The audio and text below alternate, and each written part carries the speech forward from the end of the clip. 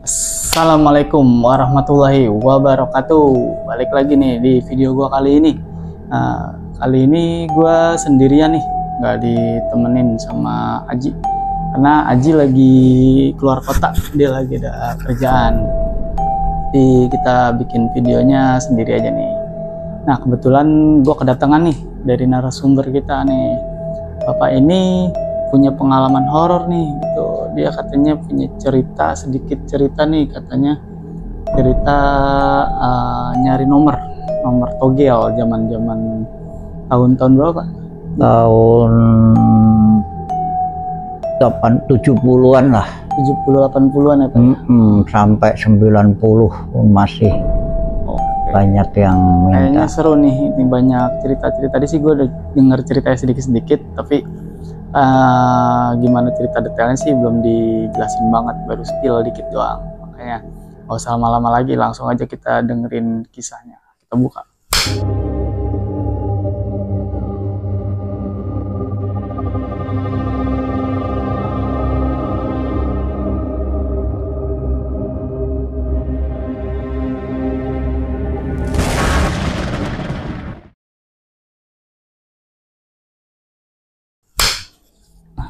Oke, assalamualaikum warahmatullahi wabarakatuh. Saya datang ke sini tuh atas permintaan, dan ini saudara kita Ipan. Menurut mereka, beliau ini pengalaman orang-orang yang tahun 70, 80, 90 itu menarik bagi mereka. Cerita horornya ya Pak ya? Ya, begitulah kira-kira. Dan ini saya makanya mau menceritakan tentang diri saya waktu itu. Dengan Bapak siapa ini sebenarnya? Saya Bapak Gatot, asli dari Jawa Tengah lah. Jawa Tengah. Suatu desa lah yang Gimana Pak? Ceritanya begini, saya ceritakan waktu saya masih kecil, pengalaman saya pertama kali ya. Muda nih Pak ya? Ya, masih muda sekali. Waktu itu masih umur 5 tahun. 5 tahun? Kecil banget Pak? Woi, kecil. Saya belum ngerti apa-apa sebenarnya. Oh gitu, terus? Di suatu desa saya, menurut saya juga tidak sengaja, ya namanya anak-anak kecil ya, itu main apa itu dulu, neker tuh gundu kali ya? Gundu kalau orang bilang, kalau di kampung saya namanya neker. Oh, neker. Ya. Nggak sengaja di bawah pohon sawu. Dan saya itu tidak tahu ya, karena masih kecil. Pohon sawo itu ada penunggunya atau apa ya, nggak ngerti lah ya. Waktu saya main ini, tiba-tiba saya nggak sengaja saya menemukan batu. Oh, batu itu saya kira ya namanya anak kecil nggak tahu, saya kira juga neker ya. Saya bawa pulang. Oh gitu. Dan dengan jalannya waktu, saya tidak tahu, bapak saya sekarang udah almarhum ya. Dia menanyakan, kamu bawa apa itu? Gitu. Saya nemu iki Pak. Gitu. Iki aku juga nggak ngerti, aku pas main neker temu iki. Saya nggak tahu. Tiba-tiba waktu malam itu katanya ada suatu binatang. Itu singa. Datang ke rumah. Malam-malam tuh. Iya, mengelilingin rumah saya. Bapak kan kaget. Orang tua, ada apa? Dan 2 hari 3 hari ternyata saya itu ya, orang bilang indra keenam apa ya. Dan waktu itu tahun 70-an lebih lah ya, habis pemilu itu 77 lah ya. 77. Itu di daerah saya kan ya, namanya zaman dulu orang susah ya. Orang pada hobi. Yang kalau waktu itu belum ada mesinnya sama erek-erek. Erek-erek itu apa? Erek-erek itu ya sejenis judi nomor, tapi dia pemutarannya pakai spin. Gitu. Itu setiap jam 12 malam diputar. Nah, ceritanya orang-orang itu nggak tahu bapak saya yang promosiin apa, tiba-tiba banyak tamu di rumah saya. Datang. Iya, kaget saya. Masih anak kecil kan nggak ngerti ya, masih polos. Tahu-tahu saya dikasih permen, dibawain minta apa, saya itu nggak ngerti. Ternyata pada mau minta nomor itu, nomor togel. Kalau dulu belum togel ya, namanya masih erek-erek kayak nomor, tapi pakai iPhone gitu. Oh gitu. Nah, begitu saya lanjutin ya ceritanya. banyak yang pada datang dan nanya, oh, ini saya minta ini. Dia ceritanya sama bapak ya, penyambung lidah karena saya masih kecil nggak tahu. Dia ngomong yang bapak menyampaikan saya, Le, ini ada tamu pada mau minta tolong, minta bantuan, kamu bisa nggak gini-gini. Ya kebetulan saya kalau pas naik ke bangku ya saya duduknya di meja, namanya anak kecil ya, duduk. Aku diceritain, aku minta tolong ini itu, minta ini, saya nggak ngerti ini itu juga nggak apa ya. Nah saya cerita apa adanya, gini saya cerita waktu itu. Udah, ini saya menemukan angka ini, saya nomornya dulu bukan ya, nggak tahu itu nama saya. Berapa le? Oh ya, dulu kan ada papir itu. Apa itu, Pak? Papir itu sek. Dulu kan orang rokok itu pakai kelinting. Ya, kelinting itu. Aku tulis, aku minta pulpen. Kasih pulpen, aku tulis iya. Tulisannya nama anak kecil ya, saya terbaca apa enggak yang tahu ini di benak saya tulis. Ya contohnya seandainya ya 360 gitulah ya. Udah. Nih, saya buang, saya lempar. Oh itu berebut. Terus pada pada ngambil itu. Nah, saya juga nggak merasa kalau saya tahu. Kalau saya ada orang tamu yang nggak saya senang, saya suruh keluar. Namanya masih keluar, kecil, aku nggak suka sama kamu. Gitu. Pulang. Ada yang sengaja, dia ngelihat dari belakang tembok. Kok saya ya tahu kalau dia di belakang tembok ada dia. Saya sebut namanya si B ya. Aku nggak mau. Iku si B masih ada. Masih ngintip. Jadi orang makin pada heran. Ya kebetulan, udah nggak tahu ya, udah pada tamu udah pada pulang, pada pasang apa tahu. Paginya tahu-tahu orang tua saya itu kedatangan tamu pada bawa ini. Apa tuh? Buah, pada makanan, gula, biar baik-baikin. pada beras. Ternyata yang saya oret-oret itu dapat katanya cocok. Tembus gitu. Tembus. Nah, begitu ceritanya. Nah, terus berhubung dengan jalannya waktu ya, saya makin gede. Ya waktu itu kan masih SD. Kelas 3, kelas 4, saya namanya saya udah nggak suka, nggak ngerti saya ini. Udah batu saya buang aja. Orang saya nggak ngerti. Batu yang didapat dulu yang dari dapat itu, ya ternyata udah hilang gitu aja. Dan saya juga nggak mau emang ditemuin orang-orang, udah nggak mau. Udah pokoknya udah nggak mau lagi. Nah itu ceritanya yang pertama kali waktu saya masih kecil ya. Nah berjalannya waktu, saya udah gede ya, SMP, SMA, SMA itu ternyata juga masih berlanjut.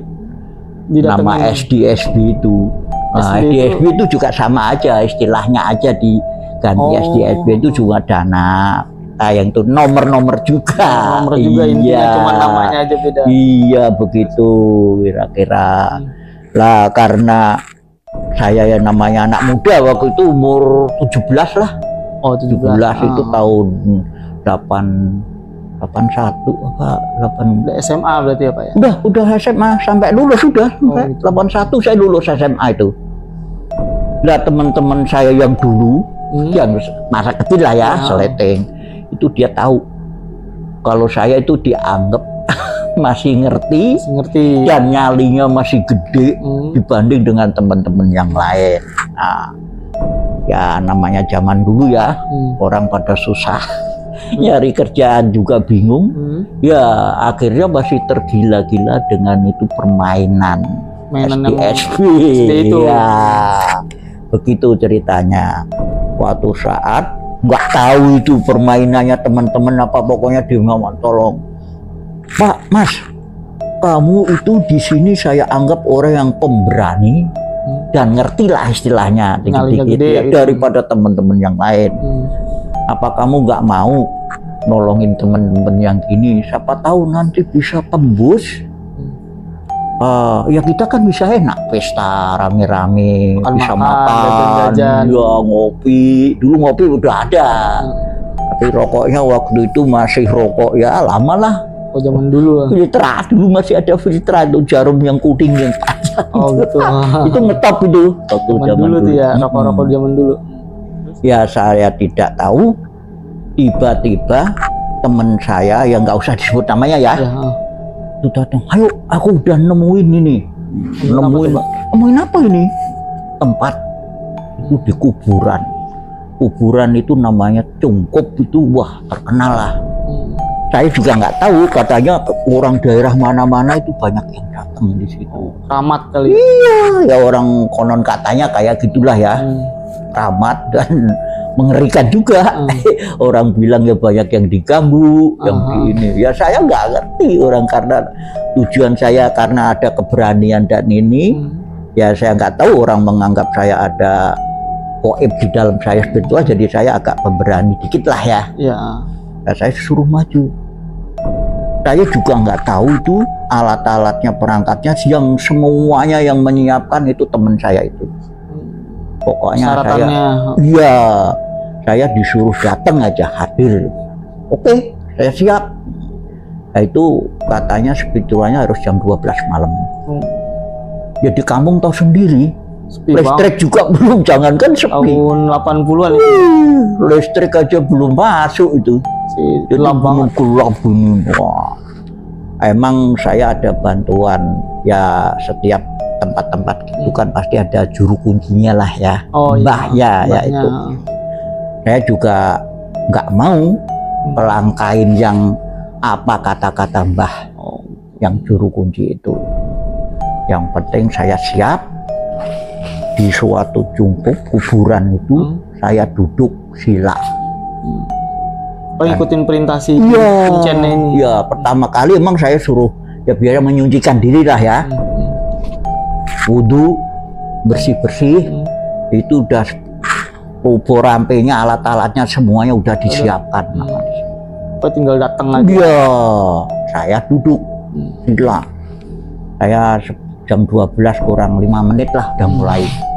Jam 12 ya juru kuncinya dari jauh kan, dia nunggu sono, saya siap. Pokoknya saya ngikutin apa perintah Mbah. Saya siap itu, siap, diem. Semedi, saya ada mantra tapi nggak perlu saya ucapkan ya. Nah, nanti menimbulkan anulah bagi orang-orang ini, dikira saya sok, saya ini, saya nggak mau juga gitu. Begitu saya duduk jam 12 lewat 10 menit dulu. Belum ada tanda-tanda. Udah malam juga itu. Emang mulainya kan jam 12 kurang 5 tadi. Emang harusnya jam segitu untuk lihat situasi biar tenang. Terus jam 12 lewat 30. Terus tiba-tiba jam 1 hujan. Hujan terus banget, lebat banget. Nggak musim hujan. Udah, tapi saya nggak basah. Oh gitu. Iya, saya juga heran ya. Kok basah itu saya? Tiba-tiba jam terang sendiri. Terus angin kenceng. Kayak banyak lah pada pohon-pohon, pada ada yang batangnya patah apa ini, nggak tahu itu ya. Tapi ternyata di situ juga nggak ada pohon yang batangnya jatuh. Padahal waktu itu perasaan itu. Udah jam 1 dah. Jam 1 lewat 1/4. Tiba-tiba kok ada kayak bayangan. Bayangan putih. Jalan putih. Ya kalau saya ya udah ini ya, kok makin deketin saya. Saya juga aneh. Kok makin deketin? Ya saya sapa lah ya. Kalau nggak saya sapa kan saya salah. Tapi bentuknya apa itu? Wujudnya? Pertama bayangan. Itu pakai jubah putih. Terus tiba-tiba ya sekitar kayak mayat lah, pocong gitu. Jadi dia datangnya gini. Makin dekat jadi makin jelas jadi pocong. Bener, iya. Saya apalah, assalamualaikum, Mbah, saya cucunya di sini mau ada keperluan, jangan ganggu saya, jangan ini, tolong dibantu. Adep-adepan nih? Iya, tiba-tiba datang, makin dekat. Tiba-tiba kan saya sila nih duduknya. dia duduk di sila saya, tiduran gitu. Tiduran rebahan ini. Waduh, wah ini ya saya menurut juru kunci kan saya ngikutin. Katanya nanti kalau ada yang datang dan ini suruh buka. Buka apanya? Saya buka itu ya pocongnya, bukanya ini sampai dadanya. Saya tidak tahu kok zaman itu kok kayak ada kalkulator itu di buat ini. Pas dibuka itu? Iya. Terus? Saya juga heran itu. Kayak kalkulator gitu. Tapi belum keluar nomor ya. Gitu. Saya balik. Pocongnya mau nggak ngelawan. Terus? Iya saya buka dari belakangnya juga lagi. Gitu. Nah saya begitu belum ada nomor penasaran kan. Wah saya nggak mau gagal udah terlanjur kayak gini. Ya, saya kuatkah itu walaupun dalam batin saya ya antara takut enggak ya pastilah ya punya gitu. Begitu keluar di jidatnya sini ada angka. Keluar angka? Iya, tapi cuma gini 3, 7 terus titik gitu. Saya kan masih penasaran waktu itu kalau yang bisa keluar 4 angka kan gede. Oh gitu. Iya, saya nggak tahu ya. Wah udah ternyata bener. Begitu penasaran lagi, saya pingin 4 biar keluar 4 angka, itu nggak bisa. Ada cuma 2 angka. Iya 3, 7 titik gitu. Ya saya kan penasaran, saya geletakin lagi, saya buka yang lebih jelas. Buka lagi lebar. Iya. Ternyata apa coba? Ternyata wajahnya muka ibu saya. Kaget siapa orangnya kalau nggak kaget, nggak takut. Iyalah, orang ibu saya masih hidup. Langsung saya lepas aja itu. Terus? Pocong. Lempar saya nggak mau lah. Iya. Gitu. Terus? Ya hilang. Saya takut. Saya kabur. Saya nemuin si Mbah. Juru kuncinya. Saya ceritain kronologinya dari awal sampai akhir begini yang kayak saya ceritain tadi. Oh gitu, ya udah itu mungkin perasaanmu aja. Tapi saya nggak mau Mbah, kalau gara-gara gini nanti ibu saya yang kena. Gitu, nggak mau gitu. Ceritain, saya akhirnya dijabarin nama si Mbah itu juru kuncinya. Nggak apa-apa kok. Nah terus gimana Mbah? Jangan bilang nggak apa-apa, ada nggak supaya? Oh gini gampang. Ceritanya Mbahnya, kamu kan cuma dimintai tolong sama teman-teman kamu, saudara kamu yang dianggap berani, dan saya bisa ngelihat kamu emang pemberani. Kata Mbahnya kayak gitu. Ya kayak begitu. Syaratnya gimana Mbah? Syaratnya gini, kamu tidak boleh ikut masang. Oh, nggak boleh. Kamu kan tujuannya nolong, cuman disuruh. Ya, iya, wah itu akhirnya bener kan. Oh, oke, udah Mbah kalau gitu saya tutup. Bener ya Mbah, saya nggak mau kalau ibu apa enggak, udahlah percaya Mbah. Akhirnya pulang itu udah, karena udah subuh kan. Aku pulang tuh sama teman-teman. Wah, saya ceritain kan, baru teman-teman apa pada penasaran semuanya. Juga sabar lah ya tanya. Saya ceritain tuh apa adanya kayak gini dari titik saya datang sampai kejadian yang ada angin tiba-tiba, ada hujan gede, ada ini, tapi ternyata tidak ada di daerah situ. Setelah tuh dapatnya apa? Pada penasaran ngejar terus. Ya, saya ceritain itu. Pertama kali kalau minat noyo aja kayak gitu, nggak mau sabar. Saya ceritain nih gitu. Pertama saya datang itu, Ait ceritain semua saya, ya. Oh, udah datang, udah tuntung nggak ngelawan. Saya bukain semuanya. Pertama dari dada. Kok cuma kayak titik komputer nggak ada nomornya, kayak kalkulator dulu ya. Katanya suruh balik, saya balik lagi. Masih keluar di titik. Terus akhirnya penasaran, saya buka semuanya deh. biar keluar mana yang ada. Ternyata di jidat ininya ini keluarnya berubah. Iya, nggak sabar dia. Keluarnya gini 37 titik enggak dong. Cuma 2. Ya itu dia, makanya dapatnya itu titik. Ada aneh lagi, coba seandainya kamu yang jalanin. Begitu ternyata itu wajahnya ibuku, aku gitu. Coba kalau kamu takut nggak, aku gitu.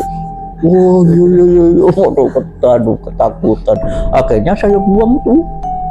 Saya lempar ya, nggak saya buang ya, karena saya refleks ya, karena ngelihat karena ibu, buang.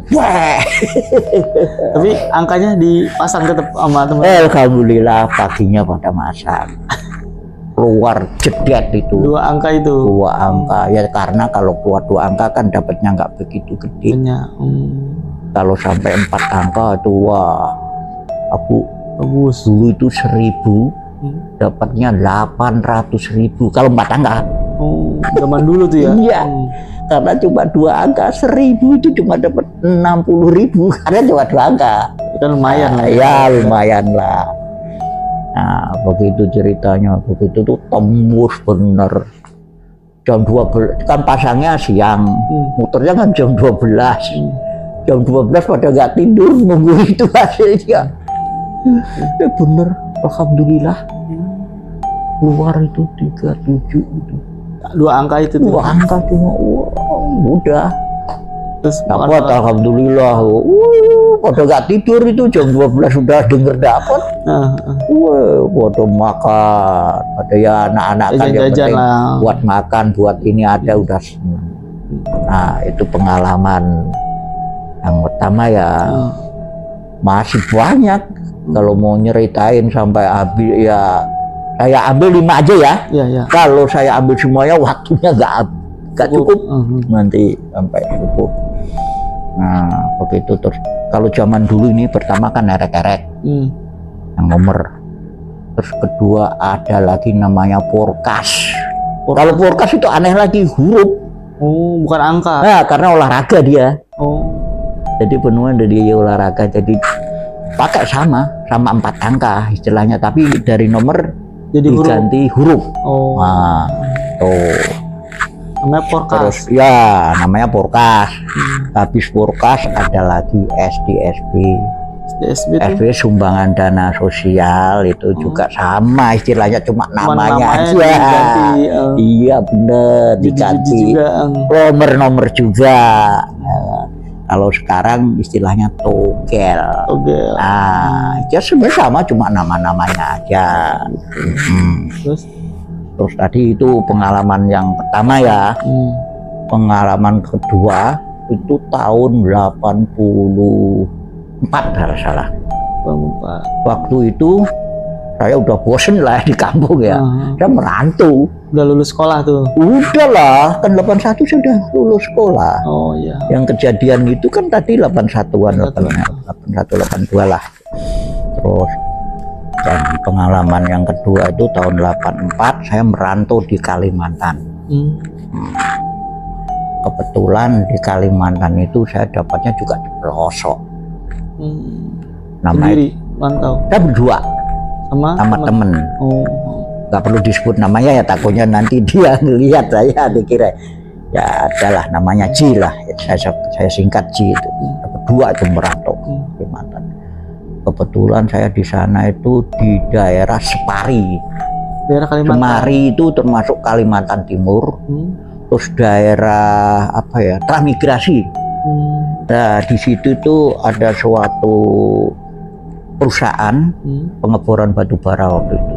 Namanya Kitadin ya perubahan itu. Saya alhamdulillah diterima di situ, saya kerja. Dan karena waktu kerja kan ya belum dapat gaji, belum apa, timbullah itu pengalaman teman saya yang siji itu. Wah, mana kita ini nanti makan nanti ini, wah ternyata di sana juga ada yang kayak gitu. Oh sama juga. Sama juga. Ada ya. Waduh, ketemu ya, namanya saya orang anak gaul ya.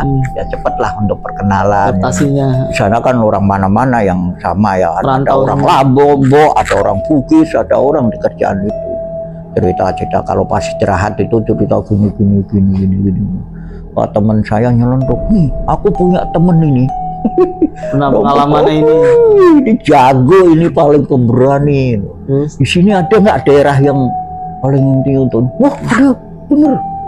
Penasaran juga. Penasaran dia itu yang orang Lombok itu. Ternyata doyan juga dia. Ya namanya terhimpit dengan gaji yang gitu maupun. Tapi kalau mau hari malam Jumat paling gitu. Saya mau malam Jumat, malam Minggu, malam apa ya ayo aja kalau emang pas badan saya sehat. Tapi saya nggak tahu mau bener itu. Dia udah seminggu nyari informasi, dapatlah itu suatu tempat. Itu katanya di situ tuh ada makam, cuma satu makamnya itu. Oh, makam apa saya lupa namanya ya. Itu di daerah Separi, Kalimantan Timur. Itu di kayak bukit. Waduh, itu malah lebih serem, ngeri lagi, lebih serem lagi itu daerah sono itu. Kalimantan Timur. Kalimantan Timur. Hari itu. Wah, itu malah ngeri lagi. Tapi saya kan tidak tahu medan, tidak tahu tempat. Ya saya anggap biasa. Karena nggak tahu. Karena modal pemberanian aja. Kayaknya malam Jumat. Pas itu yang nyiapin semuanya saya nggak tahu itu dia yang beli apa itu yang dupa ya. Kayak dupa, kayak kembang, kayak apa. Dia udah siap tuh jam 10 saya start tadi saya bilang ya. Karena apa?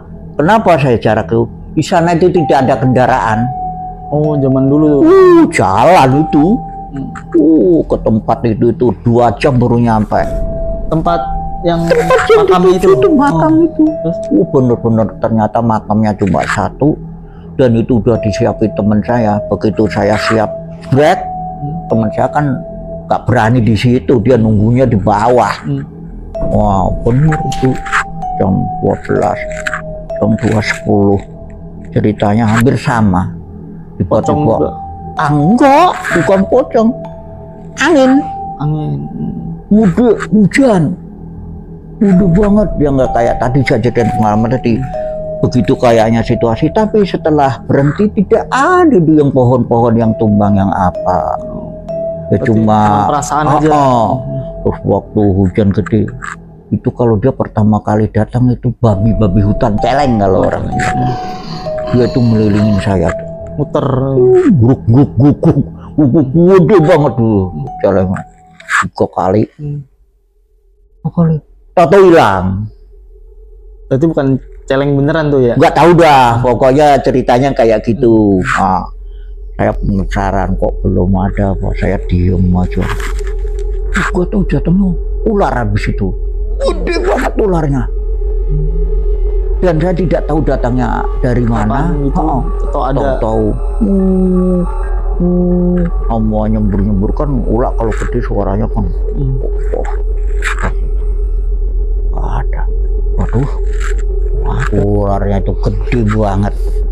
Matanya itu udah nyala, mulutnya itu udah keluar kayak lidahnya kan panjang tuh.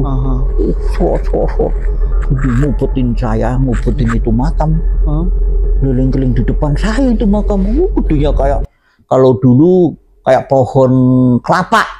Gede banget kan, pohon kelapa itu berapa? Ada 6 meter lebih lah. Keliling-keliling itu makam, nyembur. Saya diam aja, saya baca yang saya bisa, ada mantra-mantra. Alhamdulillah, itu tak tahu dia hilang. Hilang itu dia nyembur. Begitu mau hilang, dia menyemburkan sesuatu itu. Saya juga nggak tahu. Gitu. Ke arah bapak?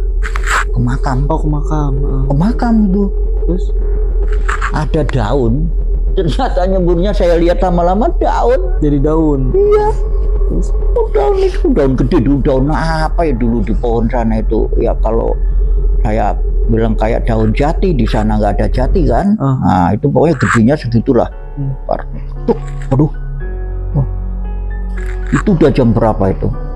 Udah hampir jam 3 lah. Jam 3 itu. Yang pertama kejadian tadi babi hutan itu sekitar jam 2-an lah ya. Terus itu hampir jam 3. Apa ini? Saya ambil. Tapi saya sebelum saya ambil saya penasaran ular itu larinya Mana? Gua taunya itu makam di bawahnya jurang tinggi banget sekali. Baru sadar tuh. Baru sadar ya, karena pengganggu dan yang saya alami itu udah pada hilang. Saya anggap udah aman ya, karena udah jam 3 lebih kan. Masya Allah, jurang gede banget. Itu ternyata mungkin ular dari situ tinggalnya atau gimana, saya nggak tahu lah ya. Apa babi itu juga hilang. Wah, udah sampai jam 4 saya itu belum turun. Penasaran, kelilingin itu situasi itu gimana. Kalau saya sampai jatuh gimana ini. Saya lama-lama takut. Udah jam 4, udahlah, udah dapet itu pohon. Tapi belum saya buka, saya nggak berani, saya pegang aja. Saya turun, udah jam 4. Kalau udah mau jam 5 kan nanti udah azan kan, nggak enak. Saya turun udah. Teman saya udah pada molor. Teman saya itu katanya waktu itu pindah-pindah tidurnya. Ada yang tahu-tahu ditendang. Dia cerita sendiri, ditendang sono. Baru sini dia mau lari takut nanti gimana. Itu nungguin saya ya, akhirnya saya datang dari atas, dia senang. Wah, udah pulang gitu. Tepuk, penasaran dia. Nanti dulu, ini kan gelap nggak kelihatan. Itu orang kayak gini. Udah kita pulang kok pakai baterai itu, tapi saya nggak bisa buka. Begitu sampai rumah, sampai kos-kosan, dulu ada kos-kosan lah ya, walaupun rumah yang bilik tapi namanya kos-kosan. Karena buat orang-orang yang pada kerja ya. Udah nggak penasaran, dibuka, saya buka. Wah, itu waktu itu kan zaman Porkas masih ya. Apa? Porkas yang huruf. Sama namanya. Bukan namanya Porkas, tapi ya sama aja lah istilahnya. Kalau Porkas diganti huruf, bukan nomor lagi. Itu waktu itu keluar ya, namanya gitu tulisannya kan sembarangan. Namanya di daun, waktu keluar tuh penasaran, dibuka itu. Kalau nggak salah saya masih inget itu. Pertamanya H, terus P, ada 3 huruf. P terus yang U. H, P terus U. HPU. Ya nggak tahu saya itu. Apa emang adanya itu, saya ceritain apa adanya kan. Wah, udah ya pasang lah pada. Ya saya tetap ngikutin anjuran dari yang pertama kali tadi, yang dari Kober itu sama juru kunci. Kalau yang ini nggak ada juru kuncinya itu. Liar itu yang di Kalimantan. Langsung aja gitu. Iya. Cuman dari informasi warga aja. Warga aja. Padahal itu nggak tahunya itu Kalimantan itu sebenarnya dulu orang Indi. Apa? Orang Dayak. Ukuran orang Dayak asli situ. Itu dianggap sesepuh kalau kita ya orang ini ya. Babat alasnya ada di kampung itu orang dia. Ya orang Dayak itu katanya ya. Ya kan bukan orang asli situ. Jadi dengar-dengar dari. Nah, ceritanya pasang ya, namanya zaman dulu duit susah, gaji cuma berapa, dia pasang cuma 2.000. Tapi kalau 3 angka itu dapatnya sekitar 300.000. Lumayan pada dapat 2.000 jadi 600.000 kan. Iyalah. Wah, keluar tembus 300. Wah, kumpul pas tanggal tua belum gajian kan pada.